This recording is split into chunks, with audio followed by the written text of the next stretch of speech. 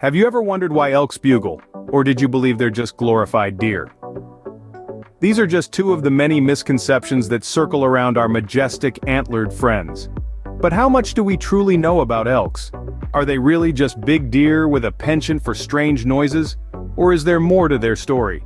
In today's journey, we'll be delving into the world of elks, separating fiction from fact, and breaking down some of the most common myths about these captivating creatures.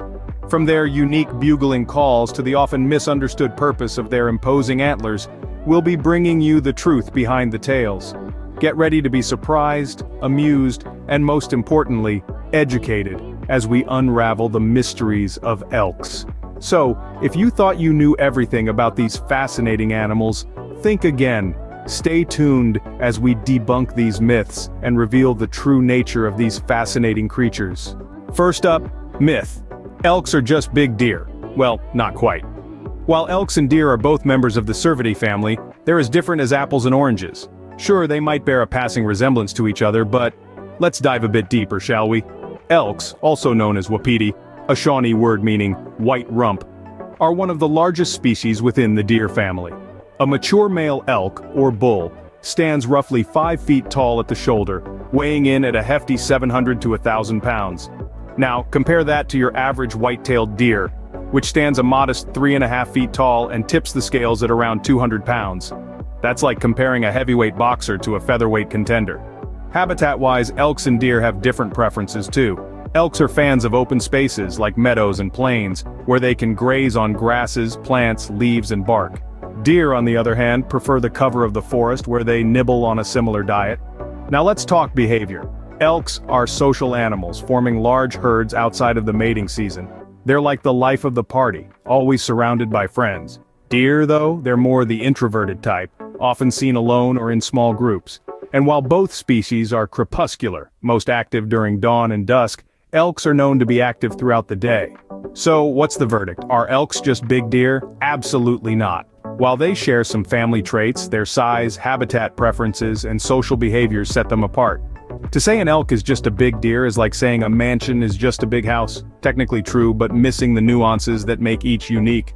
Fact, while elks and deer are relatives, they are distinctly different in many ways. Second myth, elks bugle to intimidate other animals. In the vast wilderness, there's a sound that can be heard echoing through the valleys and across the mountain ranges. It's a high-pitched whistle that transitions into a series of low grunts. This enchanting and eerie sound is the bugle of the elk. For many, it's believed that this bugling is a form of intimidation, a show of power to keep other animals at bay. But is that really the case? Let's unravel the truth behind this bugling mystery. Elks bugle for a variety of reasons, and intimidation is not the primary one. The bugle is actually a form of communication among elks, an essential part of their social structure. Now, you might be wondering, what are they communicating about? Well, the answer lies in their mating season, known as the rut. This usually occurs from early September to mid-October. During this time, male elks, or bulls, use bugling as a way to attract females, or cows. The bugle serves as a love song, a serenade that reverberates through the forests and fields, beckoning the cows to their side. But attracting females is not the only purpose of the bugle. The bugling also communicates a challenge to other males. The sound is a proclamation of their strength and dominance, a clear message to any rival bulls that they are ready to compete for the female's attention. In other words, it's like saying, "I'm here, I'm strong, and I'm ready to rumble." So the bugling isn't really about intimidating other species, but rather a fascinating mix of love calls and macho displays within their own species. It's a symphony of nature, a melodious language that resonates with the rhythms of the wild. Fact, elks bugle mainly during the mating season to attract females and challenge other males. Third myth, elks have horns. Well, let's get into the heart of this myth. When you look at an elk, it's hard not to notice those impressive structures atop their heads. Some might call them horns, but are they really? No, they aren't. Here's why. In the world of animals, it's essential to know the difference between horns and antlers. Horns, which are found on animals like goats or bison, are permanent fixtures. They're made of a substance called keratin, the same thing our hair and nails are made of. Horns grow throughout an animal's life, and once grown, they're there for good. Antlers, on the other hand, are a whole different story. These are found on members of the deer family, which includes our friend, the elk. Antlers are made of bone, not keratin. But here's the kicker, they're not permanent. Elks, like all deer species, shed their antlers annually. This process, known as antler casting, usually takes place in late winter or early spring. After the antlers fall off, the elk will start to grow a new set, a process that takes a few months. By summer, they'll have a full set of new antlers, ready to impress. What's more, these antlers serve a purpose beyond looking impressive. They're used by male elks during the mating season for sparring matches with other males. These battles, often intense, determine who gets the right to mate with the females. So when you see an elk with its massive antlers, remember, it's not just about aesthetics. It's a sign of strength, a tool for survival, and a testament to the amazing cycles of nature.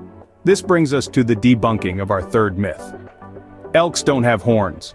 What they have are antlers, impressive structures of bone that they shed and regrow each year. Fact, elks have antlers, not horns, which they shed and regrow each year. Final myth, elks are solitary creatures. Let's delve into the intriguing social dynamics of these majestic creatures. This myth, like many others we've busted today, is far from the truth. Picture an elk, alone, against a backdrop of a sweeping forested mountain range. It's quite a romantic image, isn't it? But it's not exactly accurate. Elks are actually incredibly social animals, living in groups known as herds. These herds are typically segregated by gender for most of the year. The females or cows form herds with their calves, while the males or bulls form their own bachelor herds. These herds can range in size from as few as 5 to as many as several hundred members. But what about that lone elk we often see in media, you ask? Well, that's usually a bull, and there's a reason he's alone. During the fall mating season, or rut, bulls will leave their bachelor herd to gather a harem of cows. This is when you might see that solitary figure, but rest assured, he's not alone by choice. He's on a mission, and that mission is to find some lovely ladies. Once a bull has gathered his harem, he will defend it fiercely from other males. This is when you might hear the haunting bugle of a bull elk, a call that can carry over a mile. It's a warning to other males and an invitation to the ladies. But even outside the rut, elks are far from solitary. They are known to engage in social grooming, comforting each other through physical contact.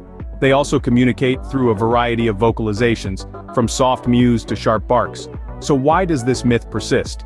Perhaps it's because of our human tendency to project our own feelings onto the animal kingdom. The image of the lone elk may seem romantic to us, but to the elk, it's just another day in the herd. Fact: elks are social animals that live in herds, not solitary creatures. So there you have it, the truth about elks. We've journeyed together unraveling the mysteries and misconceptions surrounding these magnificent creatures. We've discovered that elks are not just oversized deer, and their haunting bugle is not just a quirky sound effect. We've learned that their impressive headgear are antlers, not horns, and contrary to popular belief, they're not lone wolves. We've debunked myths and embraced facts, all in the spirit of understanding the true nature of wildlife. This journey isn't just about elks, it's about all animals that have fallen prey to misconceptions. It's about fostering a culture of knowledge and understanding, appreciating the intricacies of the animal kingdom, and challenging our preconceived notions. The world of wildlife is a complex, fascinating tapestry, with each creature playing a vital role. Let's continue to learn, to explore, and to appreciate. Remember, knowledge dispels myths, so next time you encounter a fascinating creature, don't jump to conclusions. Take a moment to learn the facts.